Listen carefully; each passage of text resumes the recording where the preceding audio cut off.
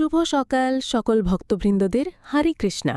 আপনি যদি মোবাইল দিয়ে ভজন কীর্তন ভাগবত কথা শ্রবণ করেন, এটা ভক্তির খুব সুন্দর অভ্যেস। শাস্ত্রে বলা হয়েছে শ্রবণ, কীর্তন, স্মরণ এই তিনটি ভক্তির প্রধান অঙ্গ।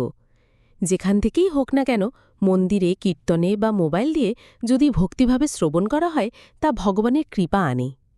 শ্রবণের সুন্দর সময়গুলো হল সকালে ঘুম থেকে উঠে ছোট কীর্তন বা মহামন্ত্র শুনতে পারেন। দিনের মধ্যে কাজের ফাঁকে একটু সময় নিয়ে ভজন শুনলে মন শান্ত হয়। রাতে ঘুমের আগে গীতা পাঠ বা ভাগবত কথা শুনলে মন পবিত্র হয়।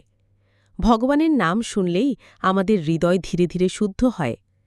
সতর্কবার্তা, কিন্তু একটা জিনিস মাথায় রাখবেন, মোবাইলের খারাপ ভিডিও আপনার মনকে কিন্তু বিচলিত করতে পারে। তাই সবাই বলুন, হরে কৃষ্ণ কৃষ্ণ কৃষ্ণ হরে হরে, হরে রাম রাম রাম হরে হরে।